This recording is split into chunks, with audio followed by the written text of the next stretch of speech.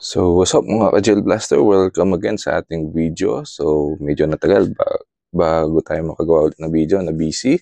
Pero sa video na to, dahil marami nagtatanong kung paano magpalit ng terminal ng Gel Blaster. So, dito, meron tayong TTR, Sijun TTR-I, TTR1, or TTR1, or TTR-I, TR1 version 3, yung Genwick M4. So ito wala siyang kasamang battery, pero yung kanyang connection is Tamiya.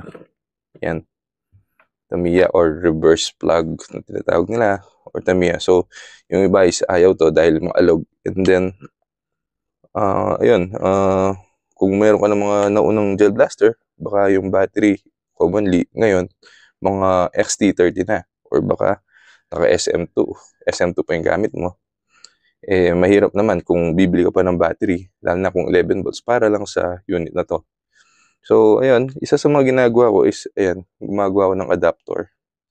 So meron kasing yung mga terminal is may male and female. So ito is male to dahil siya yung may mga palabas. Then female ito dahil siya yung pinapasukan or may butas. Then dito naman sabi pang male to. Yan, possible male.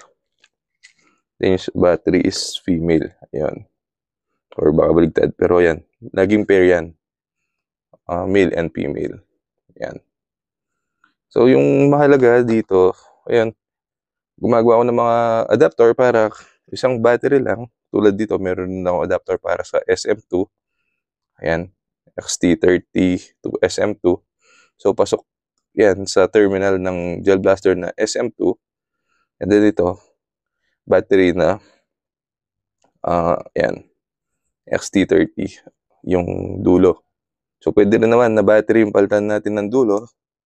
Kunwari, yung nabili mo is DINS plug, wala kang DINS plug, pwede natin palitan ng XT30. So yung kagandahan ng XT30, maganda na rin yung current na kaya niyang i-handle, mas mataas compare sa SM2.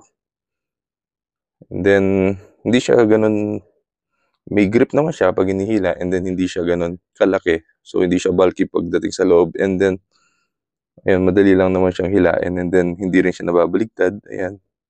So perfect siya. Pero kung may DINS plug, mas mataas yung capacity nun, or yung kaya niyang current, so less prone to overheating or something na over voltage. So ayun. And then yun, SM2, Tamiya or burst plug, and then XT30, then DINS plug. So yun yung pagkakasunod-sunod nila, and then pataas yung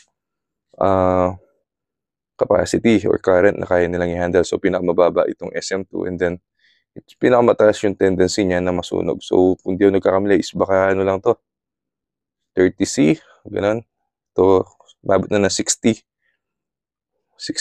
itong mga XT30. Ayan. Or 30C. So yun yung discharge rate.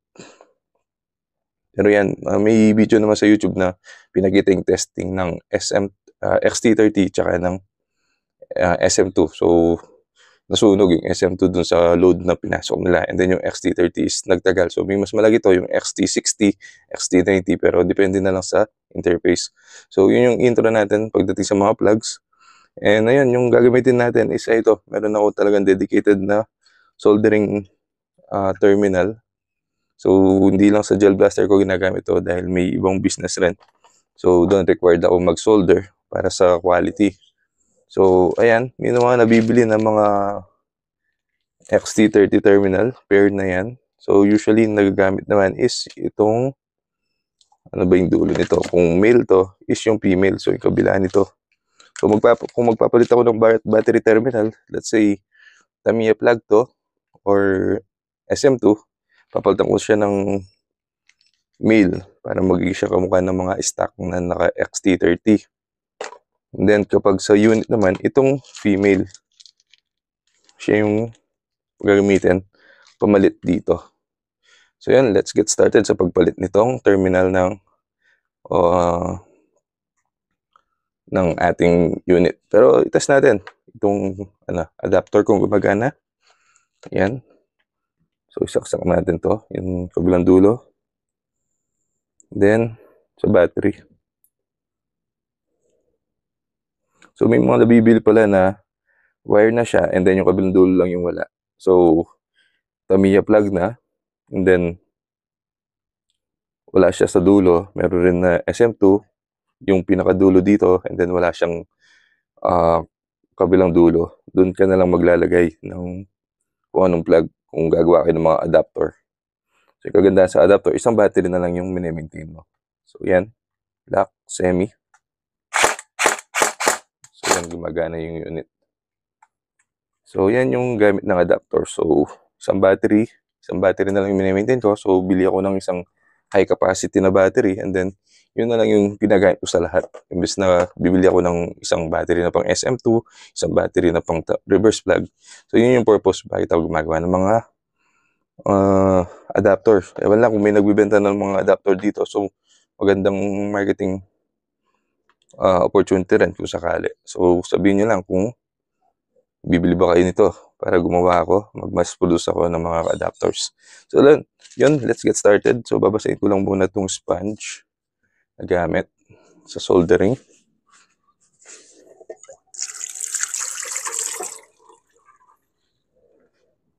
Ayun, so nabasa ko na siya. Pa-plug ko lang itong soldering station.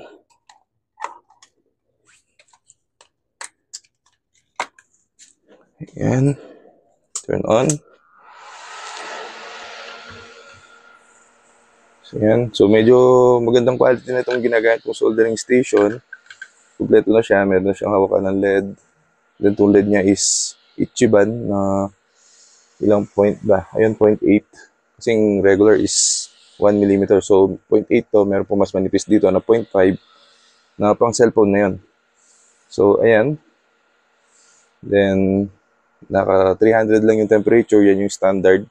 Pero dito pwede siyang i-adjust, pwede siyang i-test. Depende sa kapal ng LED or ng gagawin na project. So meron siyang fan, hinihigop niya yung usok dito kasi hindi healthy na nasisingot yung usok ng solder. So yan.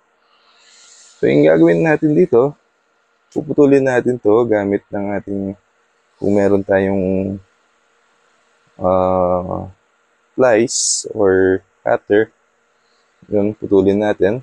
Hindi ko lang alam kung kaya nating i-disconnect to or hilain. Sirain na lang natin. Kasi sayang rin yung length na mapuputol dito pero okay na yun. Tatanggal ba to? Alam ko naka-screw kasi to eh. Medyo magiging challenging yung part dito dahil magiging limited yung space natin. So kung gusto natin lumabas yung buong nito is i-unscrew using nung pero medyo matrabaho na yun. So quick video lang tayo para sa guide ng pagpalit ng terminal. So kunin ko lang yung cutter dito. So, wait lang, hanapin ko lang yung cutter na pang ginagamit pang pumutol ng mga wires.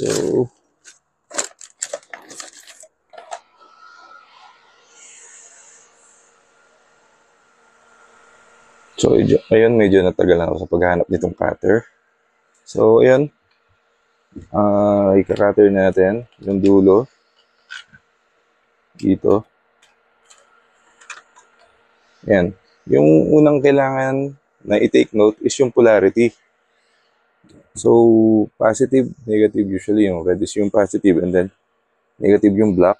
And then, sa mga terminal, meron naman silang indicator or meron silang sign ng kanilang polarity. So, nandito kung alin yung positive, alin yung negative. For example, dito, hindi siya makikita kasi hindi yung, pwede ba patayin muna? Ayun. Hindi kasi maganda yung lighting. So, hindi ko lang alam kung makukuha sa zoom. Ayan, positive ito. Not sure kung kita. So, yan, positive. Yan. Then, yung kabila is negative.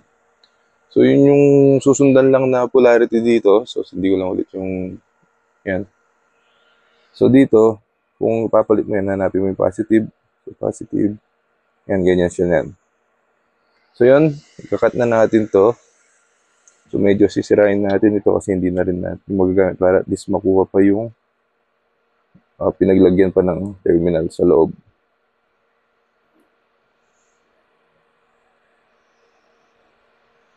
Yan, medyo maalog kasi itong reverse plug or Tamiya plug, kaya maganda kung papalitan na rin.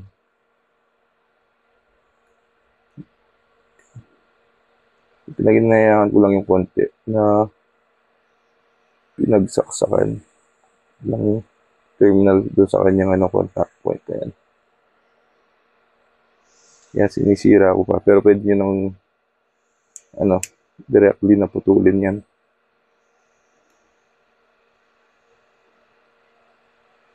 Yan, expose na medyo yung nandun sa loob ng casing.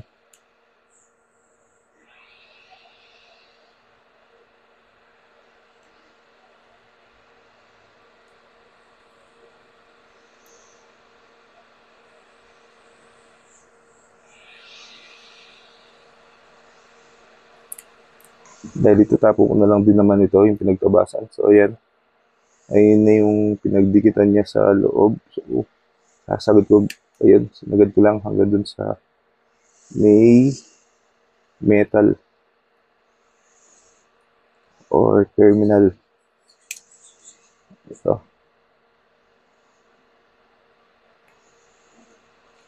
So, ayan. Sinagad ko lang yung tabas niya para yun, konti lang yung matitira doon sa loob kasi hindi mo na makukuha yan. Yan yung kinagat ng contact point sa loob. So, dito, nakasolder rin yan or hindi man siya nakasolder kasi ito yung clip type lang to. So, iniipit lang. Kakagat na siya doon sa dulo. So, ito, sa unit is yan, naka-expose na yung dulo natin. Wala na siyang terminal. So, kukuha tayo ng wire stripper. So, kung marunong kayo mag-strip ng wire gamit ng lighter or ng anong material na ginagamit nyo pang strip ng wire. So, meron kasi akong gamit na ito, pang strip ng wire. Kinakagat niya and then binabalatan niya na. Pagandahan dito is accurate yung ating pag-strip.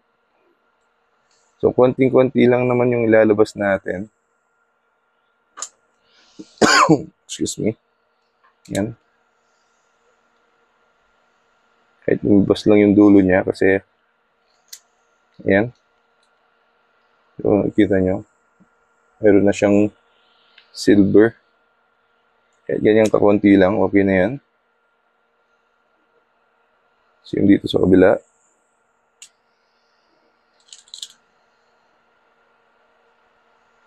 Yan, so babalatan lang. Yan. Yan, so naka-expose na yung kanyang metal or yung wire. So, medyo mas matigas tong matigas yung kanyang wire. So, ano naman siya? Stranded pa rin siya. Hindi naman siya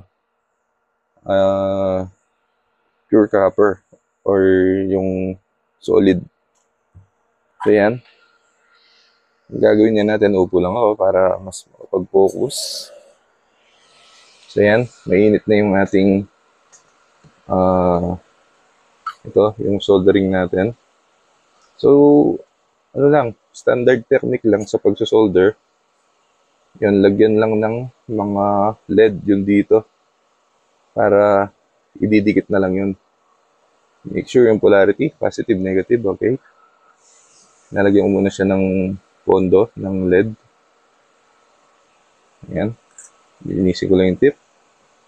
So, ito, para kagad mag-match yung temperature ng metal tsaka ng iron natin, lagyan siya ng LED. Ayan. Then, dito, ano siya? Ayan. Nalagyan lang natin siya ng LED dun sa, meron kasi siyang, ayan, Meron siyang parang, galing ko lang to. Masusunog kasi madudulok. Pagkita ko lang yung, ayan, meron siyang biyak. Dito ba? Hindi siya totally bilog. Ayan, meron siyang gap. So, diyan papasok yung wire. May butas siya. Ayan. Ayan. So, ito yung lalagyan natin ng LED para dito natin papatong, dito natin didikit. Ayan. Ayan. So, pareho silang may gap. So, yun yung lalagyan natin ng LED. Okay?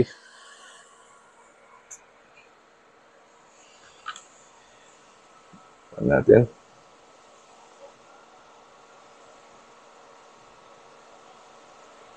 So, sa mga marunong mag-solder, magagawa naman to. Wala namang special technique or gamit na kailangan. So, yun lang. Lalagyan natin siya ng LED. Ayan. Okay. So, maganda kung high quality yung ating LED para mabilis lang siya malusaw. So, yan, medyo mainit pa yan, kaya medyo ingat-ingat. So, babaliktad natin para sa kabilang terminal naman.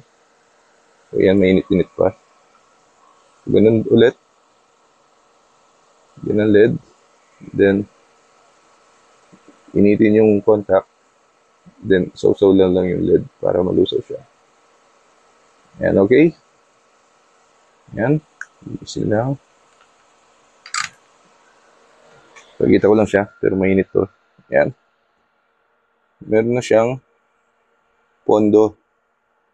Ayan, meron na siyang LED dito. Ayan.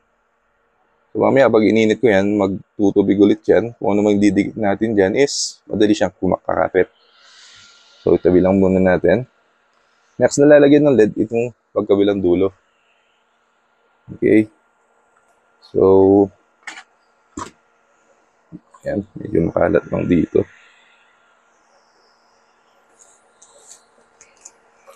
Quick video lang kasi maraming nagtatanong, ilan na yung nagtanong kung paano magpalit ng terminal. Kaya yun, gumawa na rin ako ng guide. So, yan.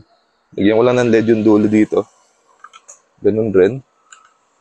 Lagyan mo na yung... So, yung mga marunong mag-solder dyan, alam nang ginagawa to. So, standard, ano lang naman.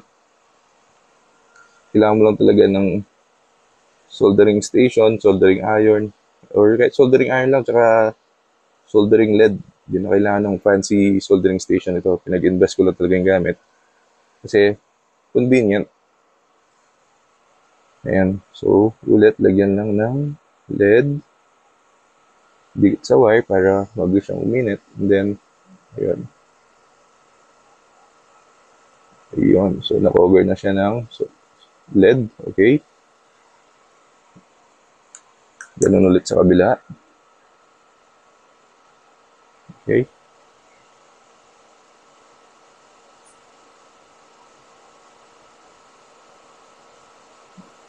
Okay.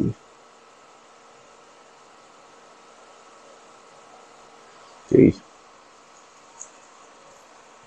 So, okay na yan. Meron na siyang, ayan, nakikita ba yung medyo, di siya pansin kasi parehong silver. Ayan. So, nagkapondo na siya. So, mainit rin yung wire. Dahil, ayan, mainit yung gamit natin. 300 degrees. So, kailangan mabilis lang talaga yung pag-ano mo. Then, yung mahalagang nilalagay dyan is yung heat shrink tube. Ito. So, pagkatapos natin gawin is heat shrink natin para siguradong hindi expose yung terminal. So, okay lang naman kahit parehong kulay yung gamitin. Red and wala kasing red na manipis. So, ginawa lang kung papasok yung sa terminal. So, dito, hindi siya pasok. Ito na lang, black na lang. Ayan, so pasok. Sakto. Kasi ninipis pa to. So, hatiin ko lang siya.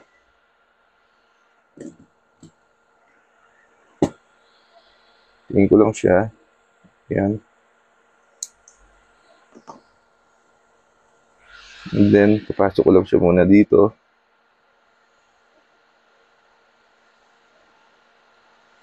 And then, sa kabila rin. Ayan. So, mamaya kasi hilay natin potassium tsaka natin susunugin. para magliit siya. And then, makukover niya yung makukover niya yung pinagdugtungan. So, yun. Kinuha ko lang yung lighter kasi magagamit siya mamaya. Wala na itong karga.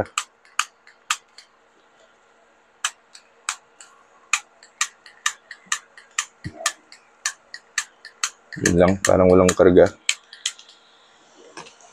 So, ito. Ayan. So, pagdudugtong natin, double check yung terminal. Positive, negative. Positive, negative. Okay. So, una natin. Kahit ano naman mauna dyan, wala naman diferensya. Una natin yung negative terminal. Ayan. So, dito, lagyan na lang ng LED yung para madaling uminit. Lagyan ng LED yung tip ng iron natin. Ayan, okay. And then negative, double check ulit. Ayan. Init lang. Begin the unit. Init lang natin itong terminal para malusaw yung magtubig ulit yung ating LED. Ayan. Then, ayan.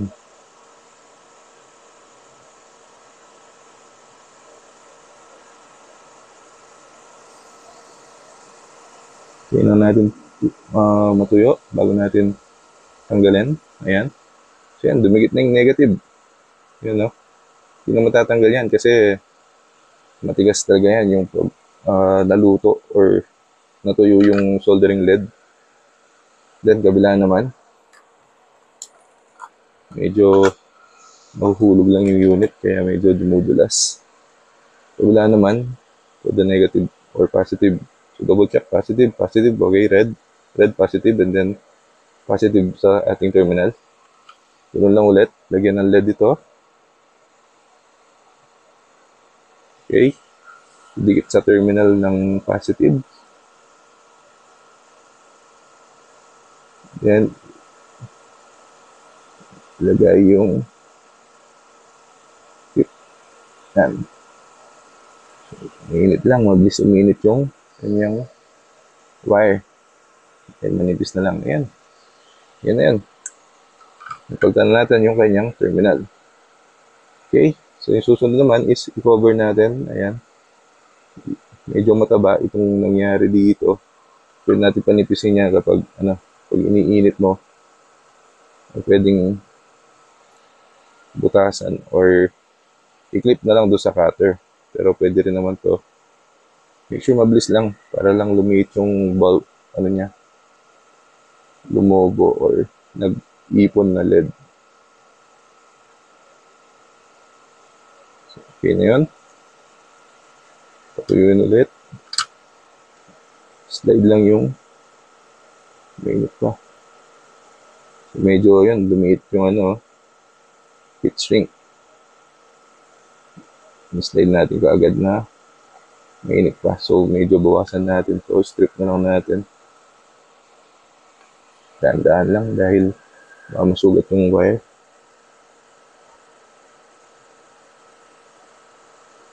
Tatanggalin ko lang yung yung part na nag-shrink na. Kasi di na magkasya yung di na magkasya yung part na may solder. Yun. Papantayin ko lang yung pagtatabas ng ingat lang na hindi masugat yung wire. Ayan. So, kanina kasi mainit. Tapos nadikit na kaagad. Kaya yun. So yan, that slide up to and then makover yung pinagdugtungan. Ayan. Para safe siya na hindi siya mag-short or magdikit yung positive to negative. Safety precaution lang pero hindi naman magdidikit yan. So pwede nang patayin to. Hopefully makisama na to. May gas naman to eh. Wala talaga naubusan. So mag-reload tayo na mabilisan. Ay, natapon pa. Pagliligpit pa tayo. Pero okay lang yan.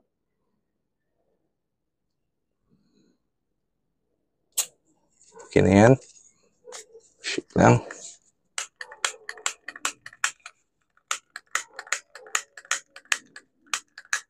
Wala talaga yata. Lang, reveal ko lang mabilisan. So, ayun, ayaw talaga gumana nung lighter. So, wala naman ako ibang lighter. So, gagamitin ko na lang itong soldering,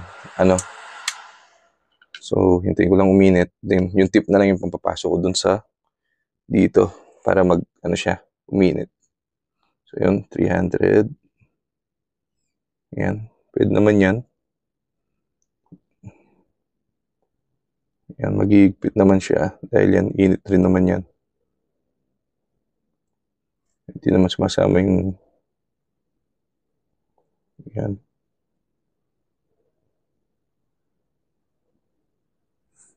So, yan. Nag-shrink na siya. So, nagpapalit na yung lighter. Okay. Okay na yan. Ayan. So, yan. Napalitan na natin ng XT30 and then check natin kung gumagana. So, napakalaga na i-check yung polarity na tama ba. Kasi merong ibang unit baligtad yung polarity. So, yung red niya is nandun sa positive or nasa negative part.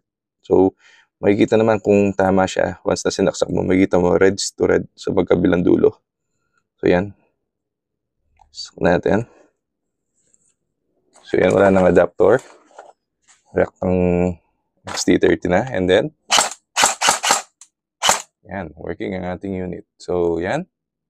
Yan yung guide natin kung paano magpalit ng terminal. So, sana may natutunan kayo. And huwag niyong kalimutan na mag-like, comment, subscribe. And kung may gusto kayong future guide na gawin natin, so i-comment nyo lang sa comment sections. And then yun, enable nyo rin yung notification icon para ma-notify kayo sa ating mga future uploads. So yun, thank you for watching. God bless. Until our next video. Thank you.